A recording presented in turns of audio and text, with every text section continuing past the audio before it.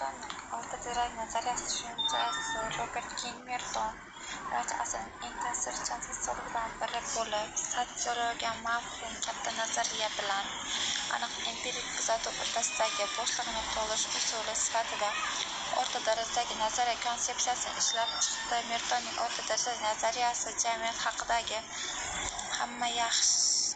hamma narsa qamrab oluvchi yagona nazariya yaratishga qaratilmagan, shuningdek, bu faqat kichik ko'lamli empirik kuzatuvlar bilan ham cheklanmaydi. Aksincha, u yana ikki qutb orasida ishlaydi.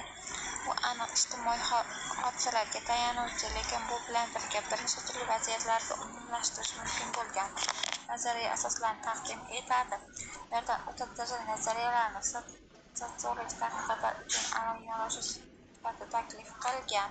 Uning fikricha, Max Weber yoki Emil Durkheim kabi olimlar katta nazariyalar ijtimoiy hayotning barcha tomonlarini tushuntirishga intilgan, lekin empirik jihatdan sinab ko'rish uchun haddan tashqari mavhum va kuzatilmagan ma'lumotlardan uzoq bo'lgan. Boshqa tomondan, faqat empirik tadqiqotlar esa haddan tashqari tor doirali va tasviriy bo'lib qolgan. Ular keng ijtimoiy qonuniyatlarni tushuntirish uchun zarur bo'lgan nazariy chuqurlikka yetishmagan. O'rta darajadagi nazariyalar ana shu ikki chekka orasidagi muvozanatni ta'minlaydi.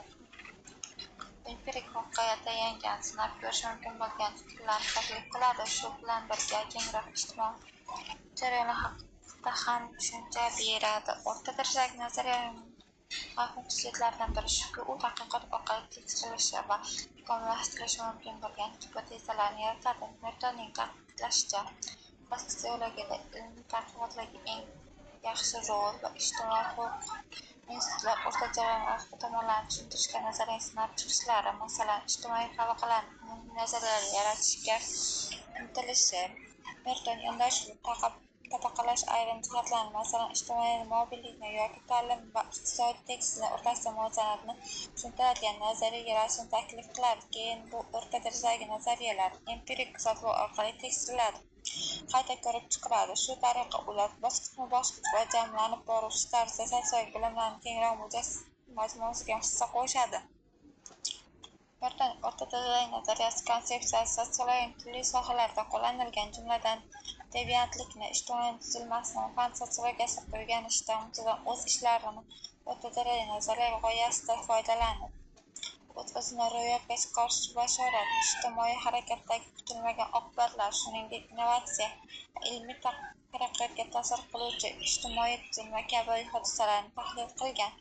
Bu misollar shuni ko'rsatadiki, o'rta darajadagi nazariya ijtimoiy hodisalarning manzilini izoh bera oladi, lekin ayni paytda haddan tashqari mavhum yoki taxminiy hududga kirib ketmaydi.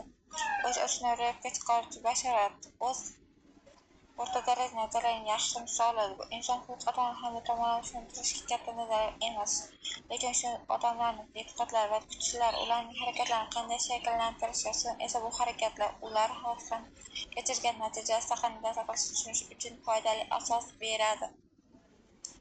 Merton bu g'oyani empirik sinovdan o'tkazish mumkin bo'lgan tarzda ishlab chiqqan. Shu sababli jarayon qanday ishlashini aniq va yo'naltirilgan tarzda tushuntiradi. O'rta darajadagi nazariyalarning boshqa misollariga rol qatnashuv nazariyalari, etalon guruh, xulq-atvor nazariyasi va innovatsiyalarning tarqalishi nazariyasini kiritadi. Bu nazariyalar aniq ijtimoiy hodisalar haqida qimmatli tushunchalar beradi. Shu bilan birga, empirik kuzatuvga tayangan holda qoladigan o'rta darajadagi nazariya sotsiologik tadqiqotlarga yo'nalish berishga ham muhim rol o'ynaydi, chunki u aniq va boshqarish mumkin bo'lgan tadqiqot tasavvuriga e'tibor qaratgan. O'rta darajadagi nazariyalar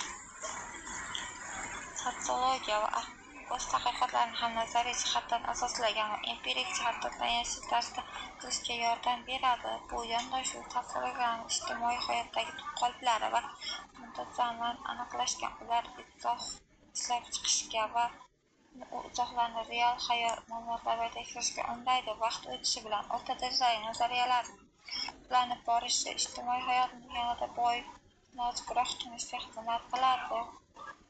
Mertonning o'rta darajadagi nazariyasi yondashuv va sotsiologiya sohasida uzoq muddatli ta'sir ko'rsatgan. va u bilan katta ijtimoiy tizimlarni tor empirik tadqiqotlarga muqobil yo'lni taklif etadi, ya'ni ilmiy jihatdan qat'iy va amaliy jihatdan foydali bo'lgan sotsiolog izohni yo'lini. O'rta darajali nazariyalar bugungi kunda ham sotsiolog uchun muhim vosita bo'lib qolmoqda. Chunki ham ijtimoiy hayotning murakkab qonuniyatlarini tushunish va izohlashga intiladi. Bunday nazariyalar sinovdan o'tkazish va takomillashtirish uchun yaratilishi aniq va shu bilan birga turli vaziyatlarda amal etish uchun darvoza kengdir. Qisqa qilib aytganda, Robert Kimmerning o'rta darajadagi nazariyalari sotsiologiya faniga qo'shilgan nihoyatda muhim hissadir.